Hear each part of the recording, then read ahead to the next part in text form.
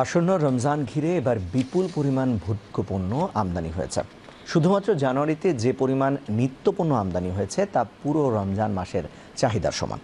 কিছু ক্ষেত্রে আমদানি রোজার চাহিদাকেও ছাড়িয়ে গেছে। এদিকে রমজানে সাধারণ মানুষের সুবিধার্থে চলমান ট্রাক সেল কার্যক্রম শেষ রোজা পর্যন্ত অব্যাহত থাকবে বলে জানিয়েছেন বাণিজ্য উপদেষ্টা শেখ বশির উদ্দিন।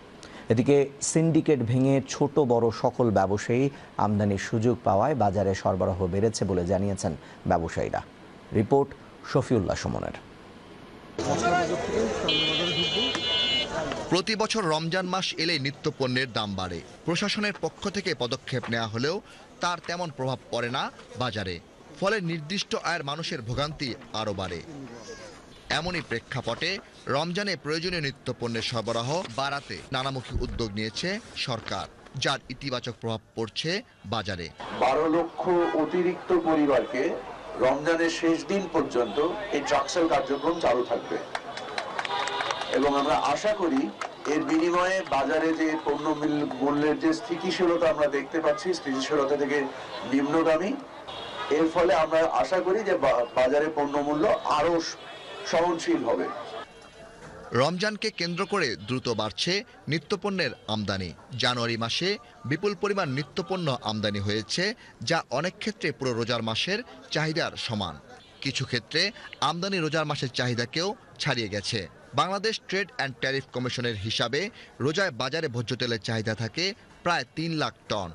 জাতীয় রাজস্ব বোর্ড, এনবিআর ও চট্টগ্রাম কাস্টমসের তথ্যে দেখা যায়, জানুয়ারি মাসের প্রথম 29 দিনে সয়াবিন ও পাম তেল আমদানি হয়েছে প্রায় 4 লাখ টন।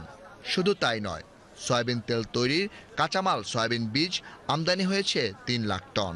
রোজায় চিনির চাহিদাও 3 লাখ টনের মতো। বিগত 15 মাসের মধ্যে সর্বোচ্চ পরিমাণ অপরিশোধিত চিনি আমদানি হয়েছে জানুয়ারি মাসে 1,53,000 টন। বন্দরে এসে ভিড়েছে আরও প্রায় 1 লাখ টন চিনিসহ জাহাজ। চলতি মাসেও চিনি আমদানি হবে। বিশ্ববাজারে পণ্যটির দাম কমছে। সেই সাথে সরকার শুল্ক ছাড় দিয়েছে।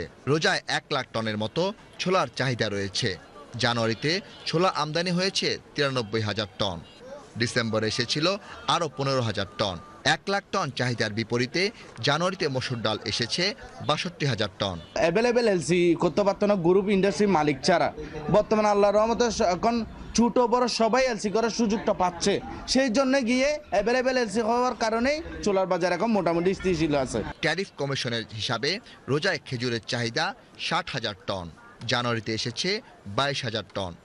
বড় চালান আসবে চলতি মাসে। সরকার শুল্ক ছাড় দেওয়ায় প্রতি কেজিতে সর্বনিম্ন 30 টাকা ও সর্বোচ্চ 122 টাকা শুল্ক কর কমেছে। আমদানিকারকেরা বলছেন, ফেব্রুয়ারি মাস জুড়ে আরও নিত্যপণ্যের আমদানি হবে, ফলে সরবরাহ বাড়বে।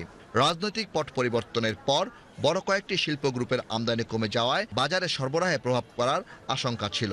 তবে পুরনো আমদানিকারকদের কেউ কেউ নতুন করে সক্রিয় হয়েছেন। নতুন নতুন ব্যবসা প্রতিষ্ঠান নিত্যপণ্য আমদানিতে যুক্ত হয়েছে।